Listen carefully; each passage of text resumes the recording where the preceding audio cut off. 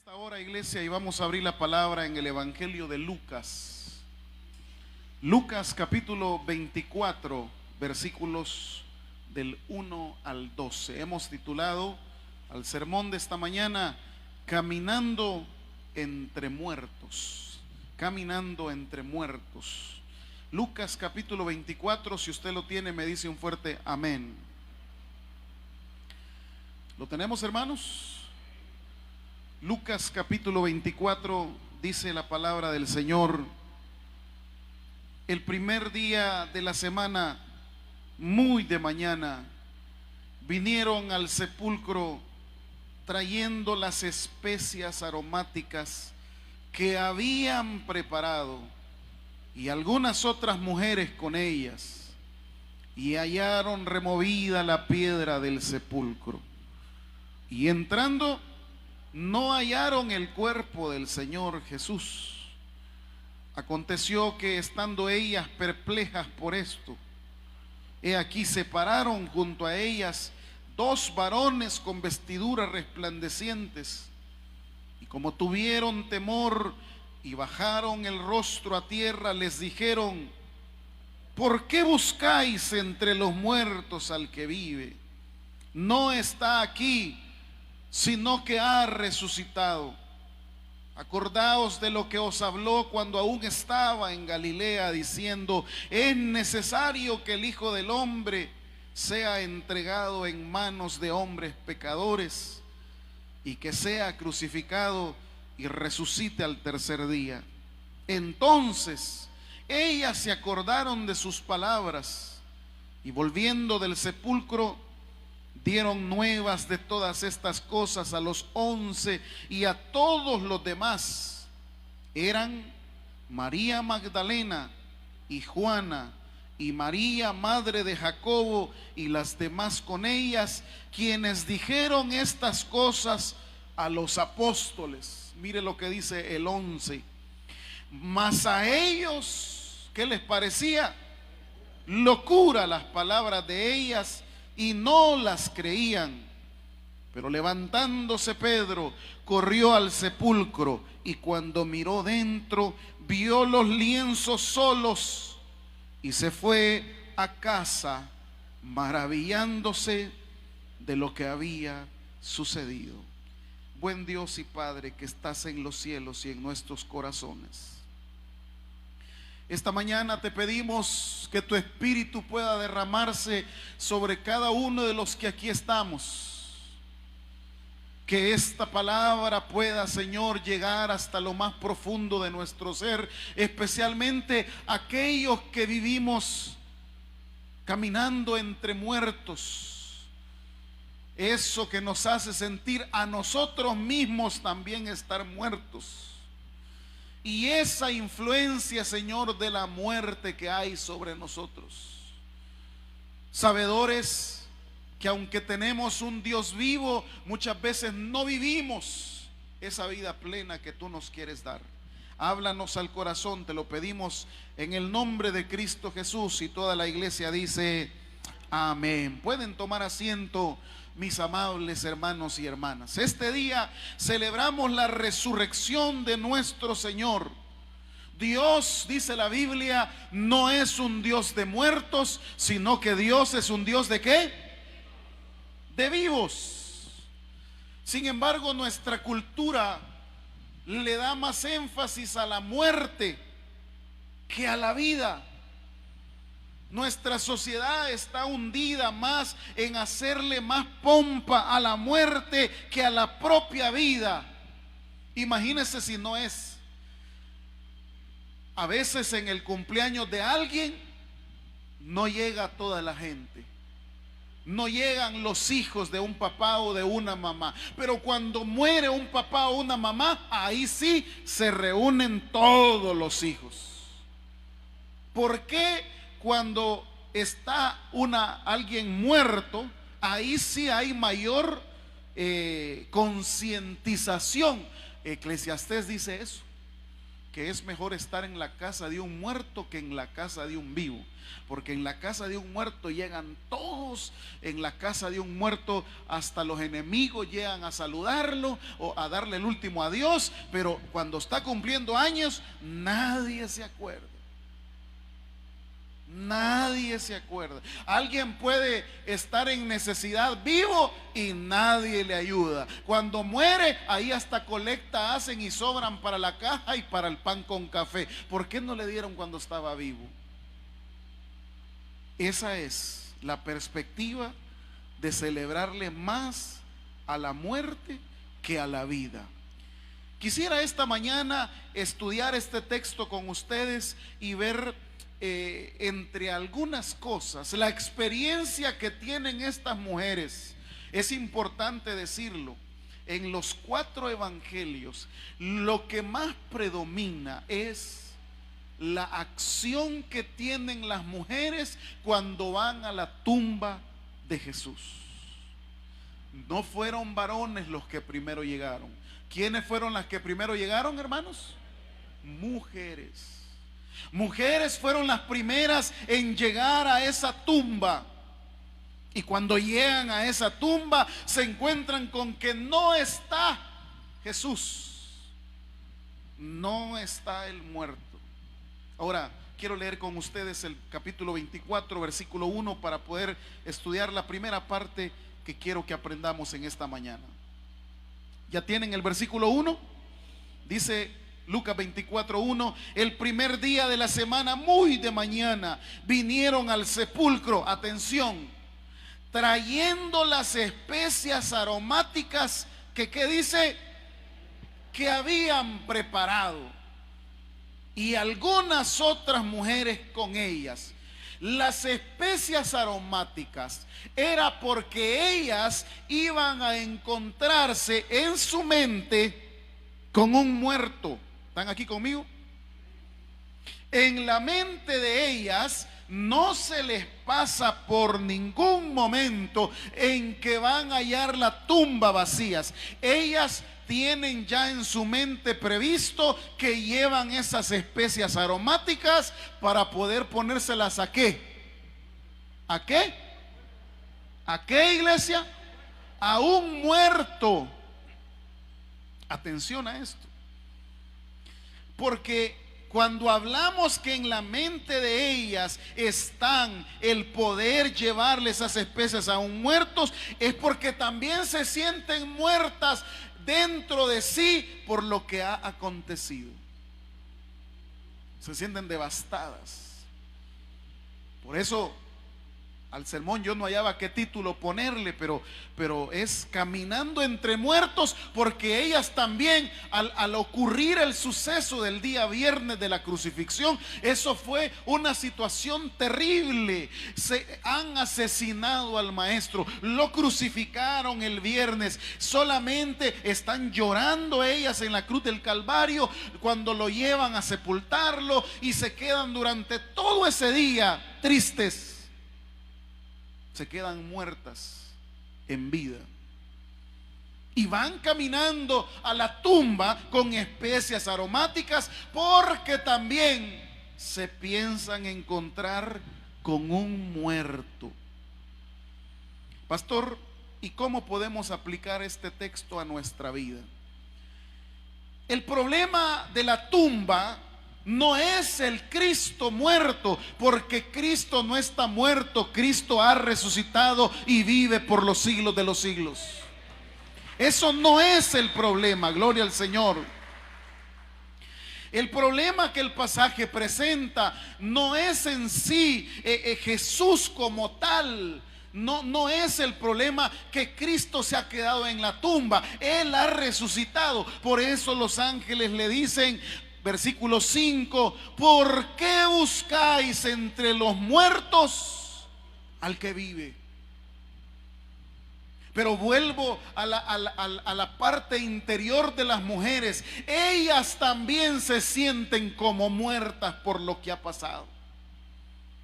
Y el texto nos va a atestiguar de que se necesitará que Dios les abra la vista espiritual para que entiendan que Él no está muerto. Y si Él no está muerto, tampoco ellas tienen que sentirse como muertas.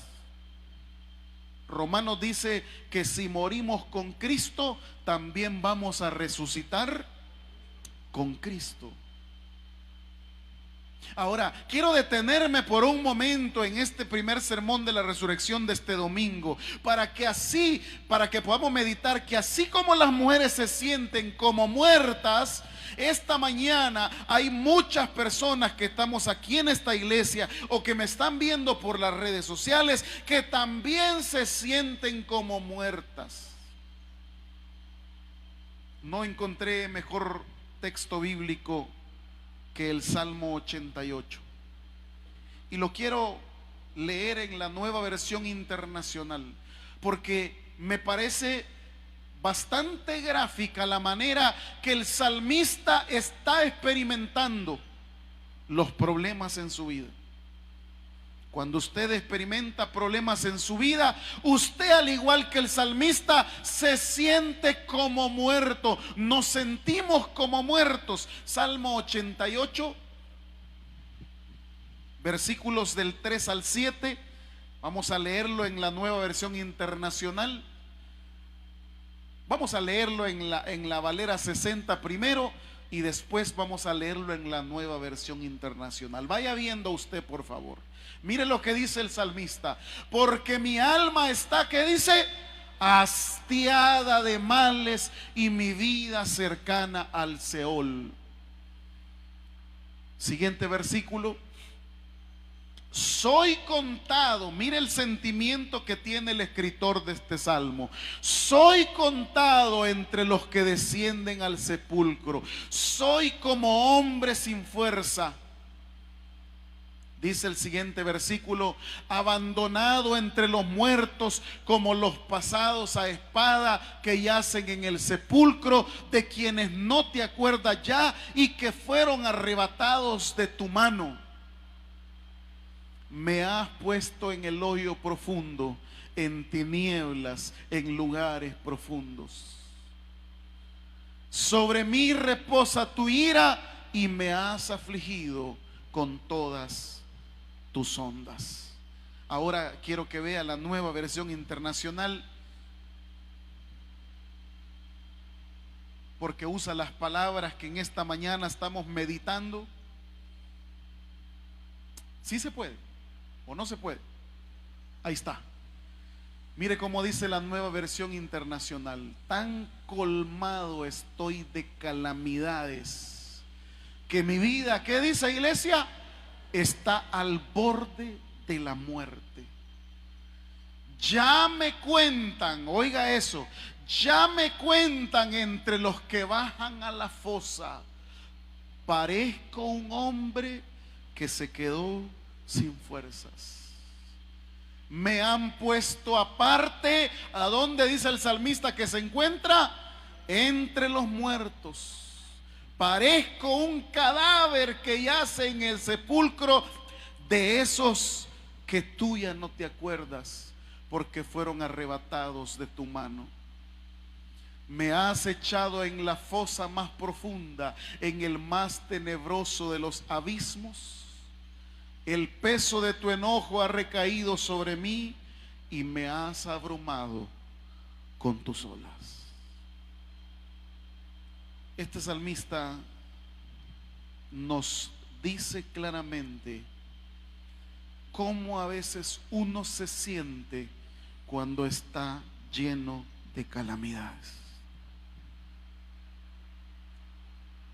A veces, cuando estamos pasando las dificultades de nuestra vida, tenemos que expresar lo que dice el salmista, o hemos expresado: mi vida está al borde de la muerte, me he quedado sin fuerzas y yo parezco un cadáver.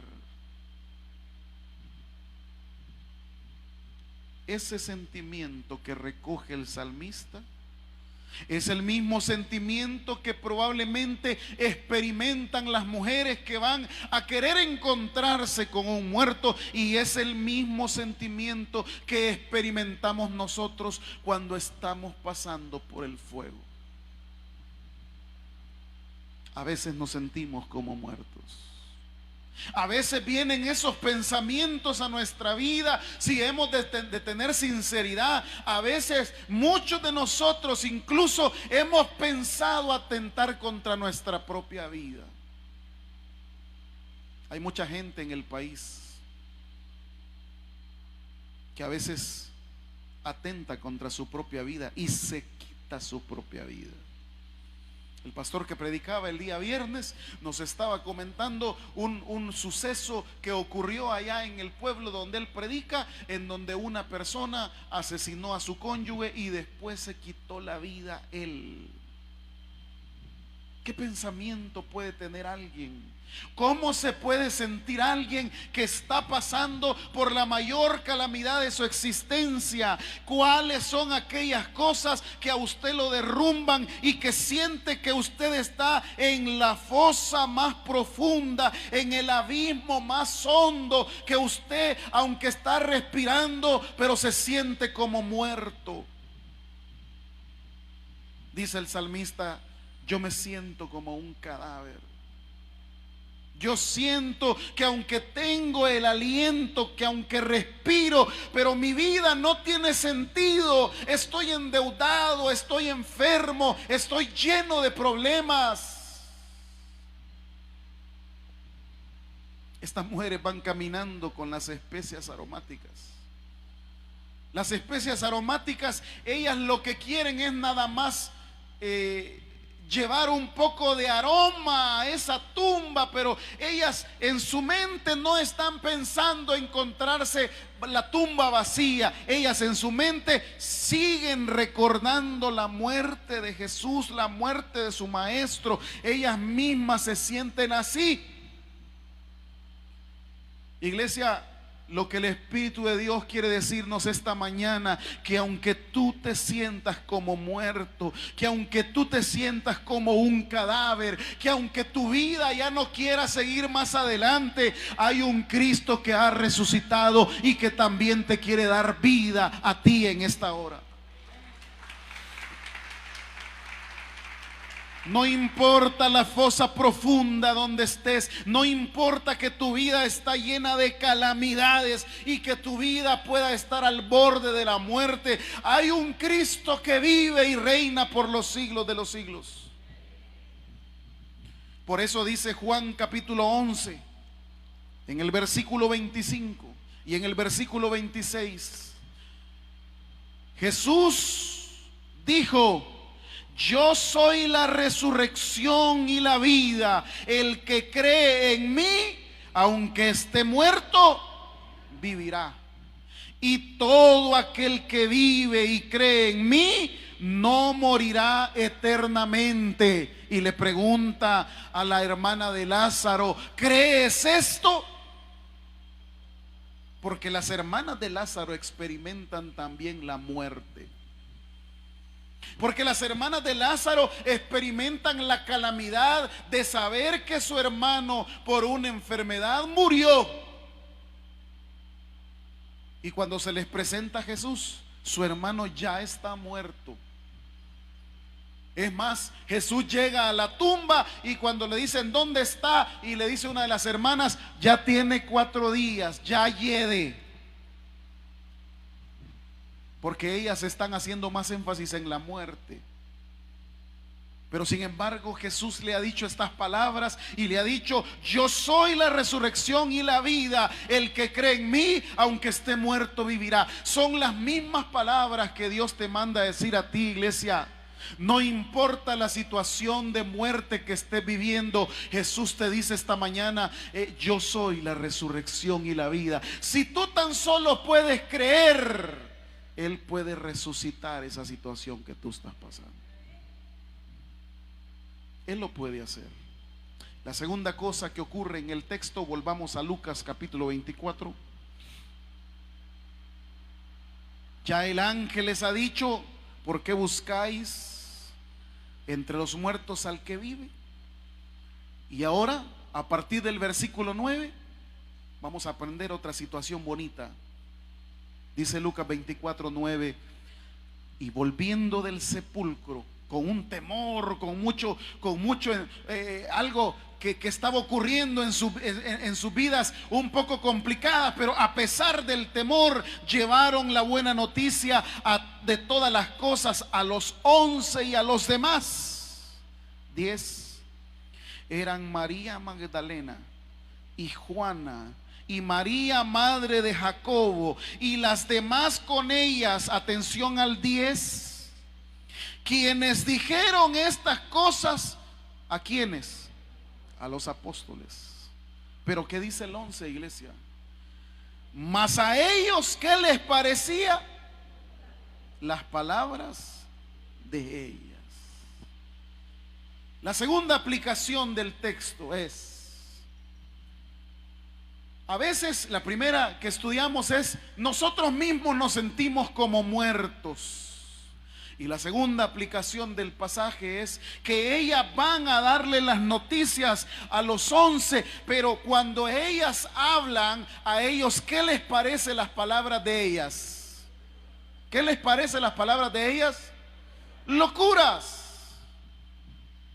Por lo tanto, algunas veces, amados hermanos, nosotros nos acostumbramos a caminar con los muertos. Porque mucha gente, aunque nosotros les hablamos el mensaje, pero para ellos ese mensaje les parece una locura. Y el problema de llevarnos con personas que no creen lo que nosotros creemos, el problema es que a veces nosotros no somos los que influenciamos la vida de ellos con el evangelio, sino que por lo general son ellos los que influencian su vida del mundo con nosotros. Decían las abuelas, el que anda con lobos, aullar aprende. Otro refrán que decían es, el que anda en la miel, ¿con quién anda usted hoy por hoy? ¿Cuál es la influencia que usted tiene en su vida? Las personas que usted frecuenta le están ayudando a ser mejor creyente. Las personas con las cuales usted platica le transmiten la vida de Dios a su vida. O las personas que usted frecuenta, al igual que le dijeron a estas mujeres, todo lo que usted les cuenta les parece una locura.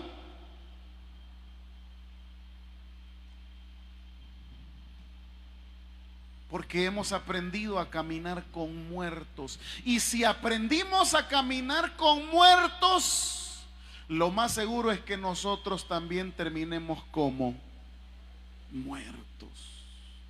Pablo, escribiendo su carta a los Corintios, busque ahí 1 Corintios 15:33. Vamos a leerlo en la Reina Valera 60 nuestra. Y también les pido a los hermanos que me ayuden con la Nueva Versión Internacional. Mire lo que dice. ¿Ya lo tiene? Primera carta a los Corintios 15:33. No erréis, las malas conversaciones, ¿qué dice? Corrompen las buenas costumbres. Ahora vea la NBI. No se dejen engañar. ¿Las que dice, hermanos? Las malas compañías corrompen ¿qué? Las buenas costumbres. ¿Usted quiere saber cómo son sus hijos? Solo observe los amigos que tienen. Eso es todo. Porque lo dice el pasaje. El pasaje me dice que la gente que está a mi alrededor me va a influenciar. Hay un texto que habla de la negación de Pedro. ¿Por qué creen ustedes que Pedro negó a Jesús? Cuando lo apresaron, llegó ahí y de repente estaban los adversarios de Jesús y ellos hicieron una fogata. ¿Sabe quién se fue a sentar ahí? Y por estar sentado con los adversarios de Jesús, ¿qué terminó haciendo Pedro con Jesús? Negándolo. Iglesia, la Biblia no nos habla de que nos separemos de todos nuestros hermanos, pero sí nos habla de que tengamos cuidado con nuestras compañías, porque a veces es más fácil que ellos nos saquen de la iglesia a que nosotros los saquemos del mundo. ¿Cuánta gente ha dejado su servicio? ¿Cuánta gente ha dejado su constancia? Porque de repente se encontró amistades.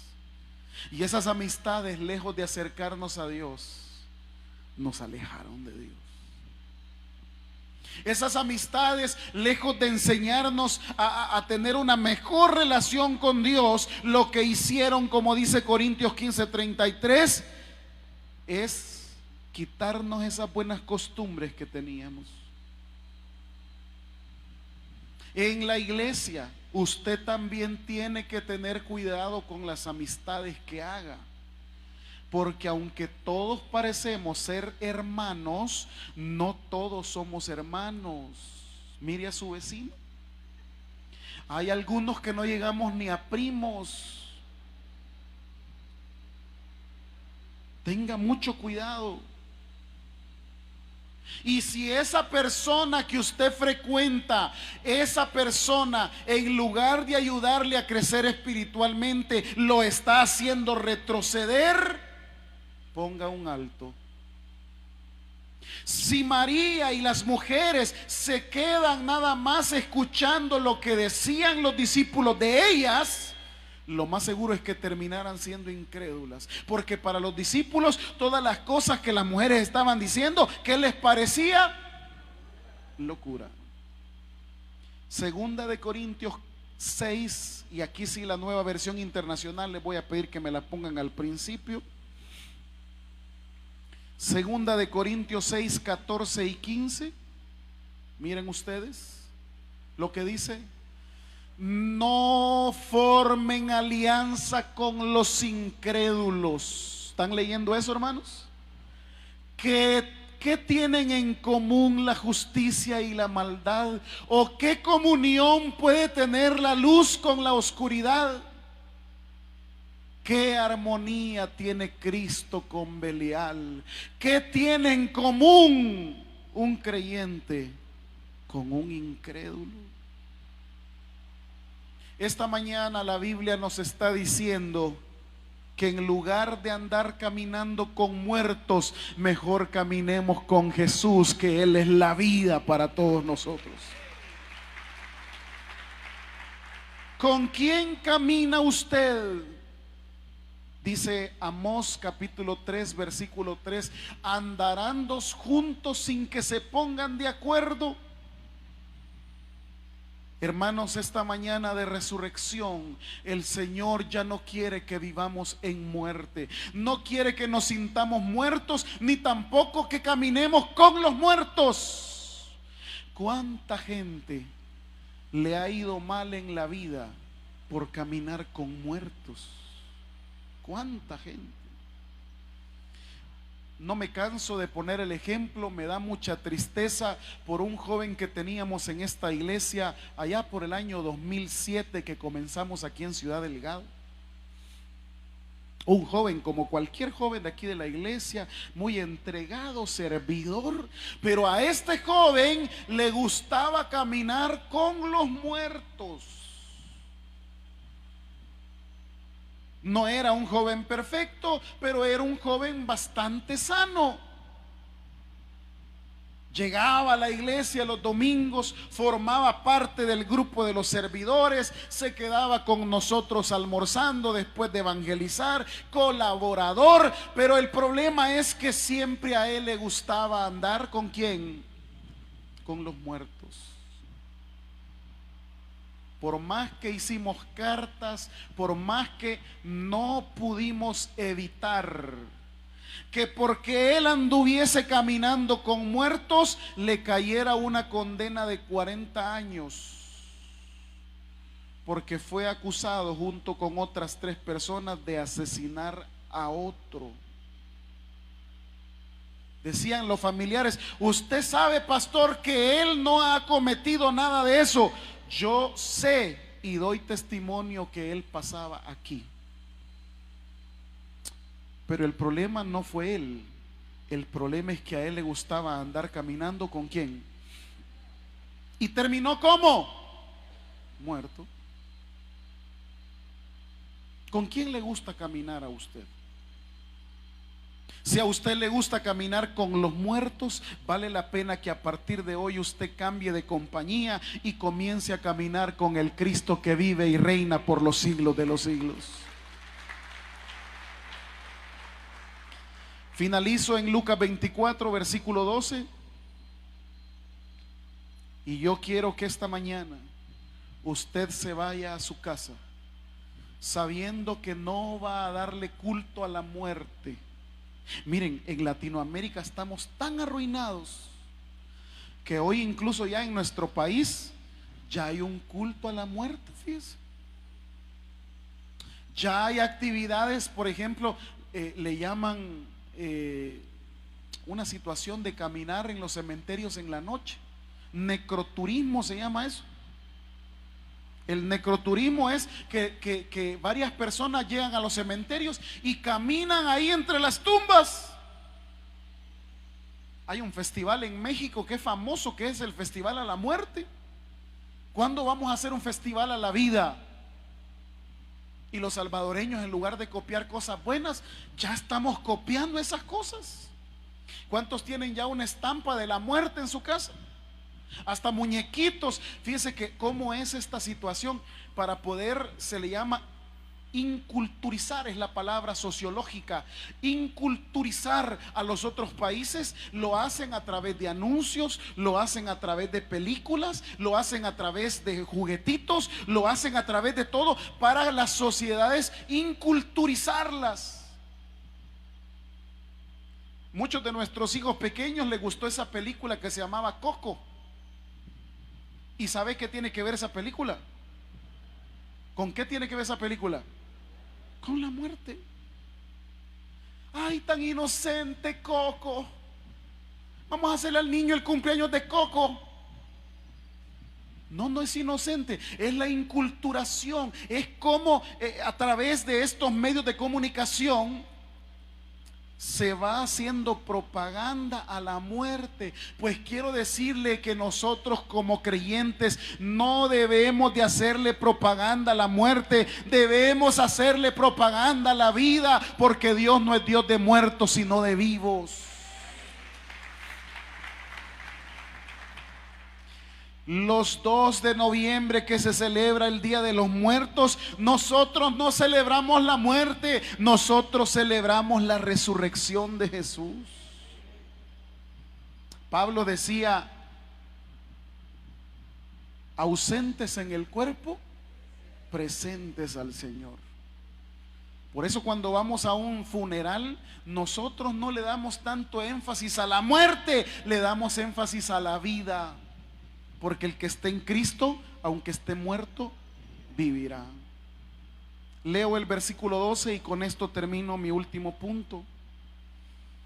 Pero levantándose Pedro, corrió al sepulcro, y cuando miró dentro, vio los lienzos solos.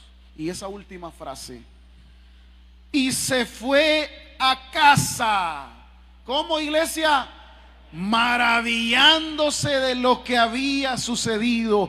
Esta mañana, amados hermanos, vamos a regresar a casa maravillados de lo que Dios ya hizo en nuestras vidas. Si hoy usted venía y se sentía como muerto, hoy usted se va a ir maravillado porque Cristo le va a dar vida.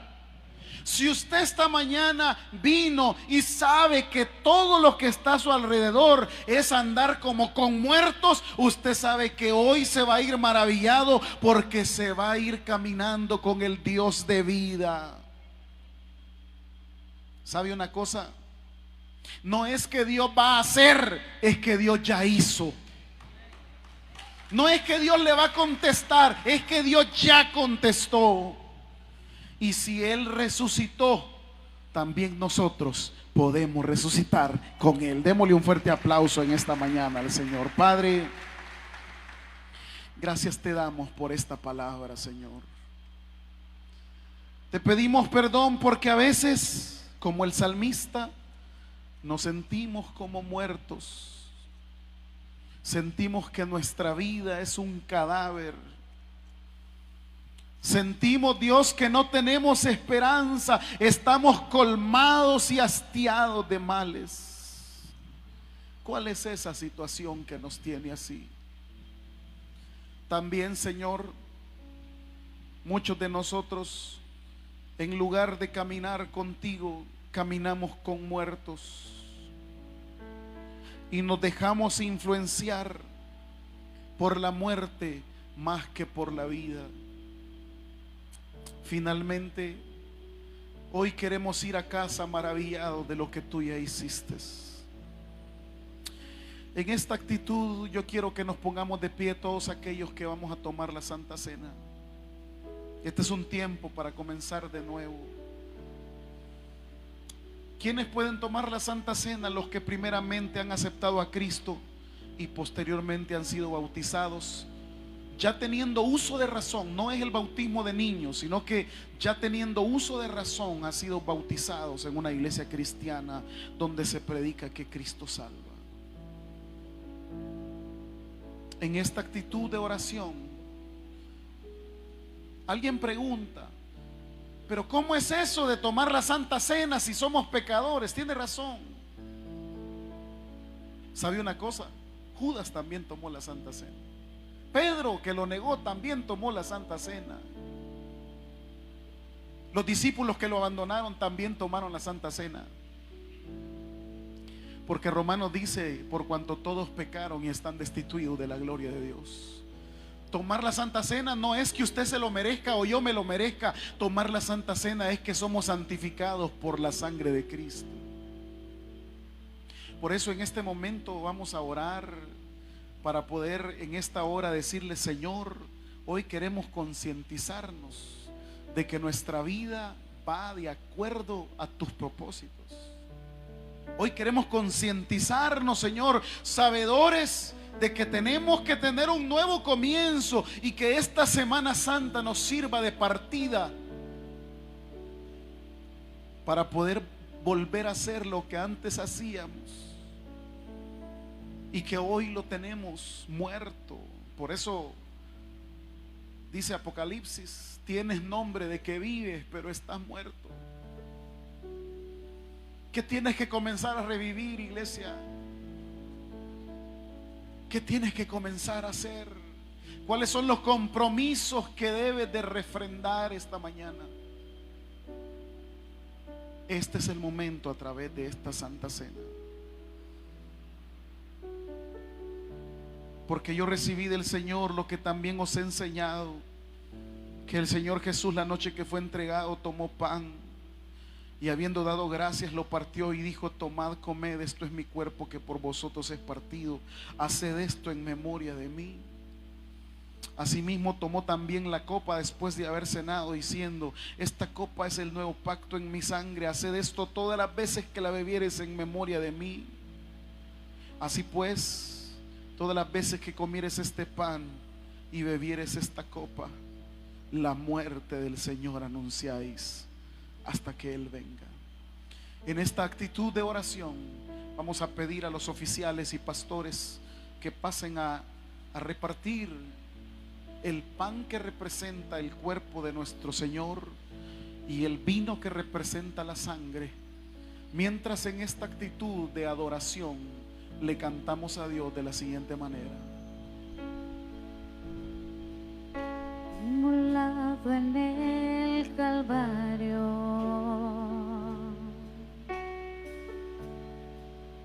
Él mostró su amor por mí.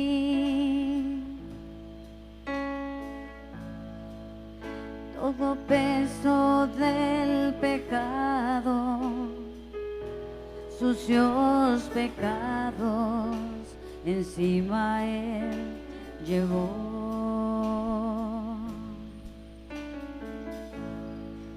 Y en un momento importante y en un instante muy decisivo,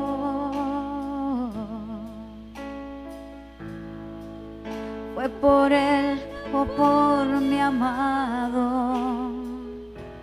amado Padre, quería a mí salvar.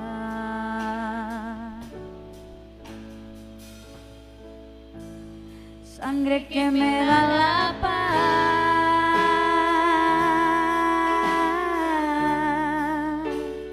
sangre que me purifica, sangre que me redime, preciosa sangre, la sangre de Jesús.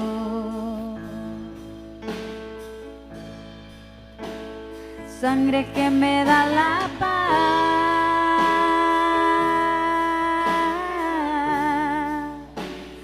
sangre que me purifica,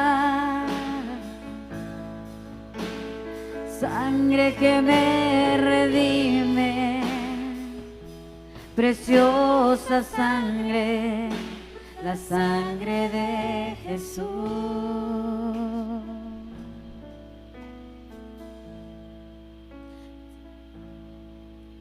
Despreciado y deshecho,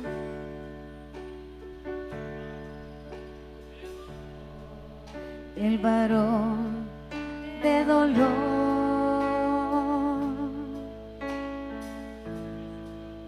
Él sufrió nuestras dolencias y fue herido por nuestra rebelión.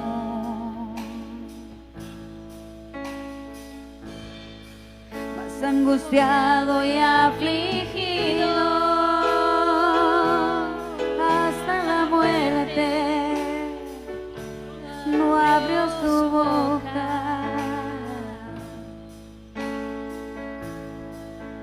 De su trono hasta el pesebre, del pesebre al Calvario y del Calvario a mí.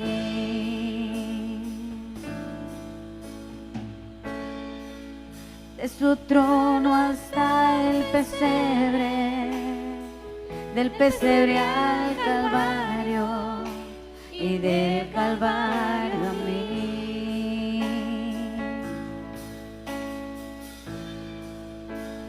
Sangre que me da la paz,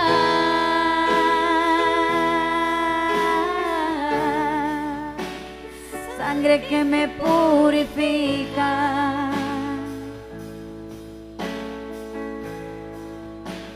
sangre que me redime, preciosa sangre, la sangre de Jesús.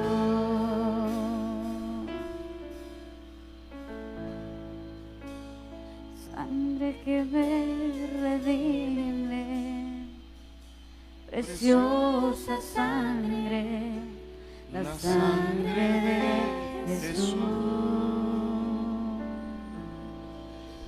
Dice la palabra del Señor: porque yo recibí del Señor lo que también os he enseñado, que el Señor Jesús, la noche que fue entregado, tomó pan y habiendo dado gracias, lo partió y dijo: tomad, comed, esto es mi cuerpo que por vosotros es partido, haced esto en memoria de mí.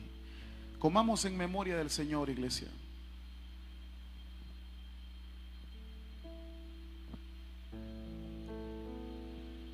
Señor, gracias, porque en tu cuerpo cargaste, Señor, con todas nuestras dolencias, nuestros pecados, nuestras enfermedades.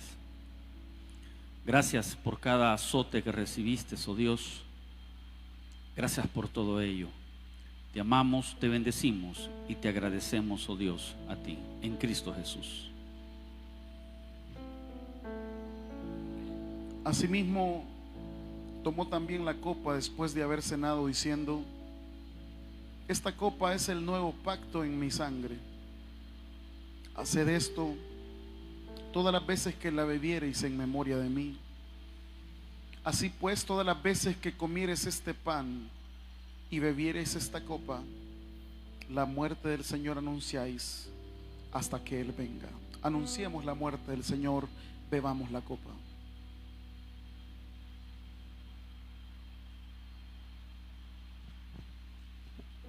Bendito Señor, gracias por esa sangre derramada, Señor. Gracias porque nos permites hoy en día simbolizarla con el propósito de recordar tu obra, y que con cada gota de sangre, Señor, todos nosotros podemos seguir siendo, Señor, purificados de nuestras almas. Te rogamos que más personas puedan ser purificadas también, Señor, reconociéndote a ti como suficiente Salvador personal. Y oramos, amado Rey, por el buen uso bíblico, Señor, de la sangre de Cristo. Gracias por ello, Señor. Gracias por tu amor. Gracias por ese derramamiento de sangre. En Cristo Jesús. Amén. Quiero que guarde la copita y que pueda tomar su asiento mientras le cantamos al Señor: amarte solo a ti. Amarte solo a ti, Señor. Dígale de todo corazón en esta mañana: amarte solo a ti, Señor. Amarte solo a ti, Señor. Y no mirar atrás. Seguir tu caminar, Señor. Seguir sin desmayar, Señor. Postrarme ante tu altar, Señor, y no mirar atrás.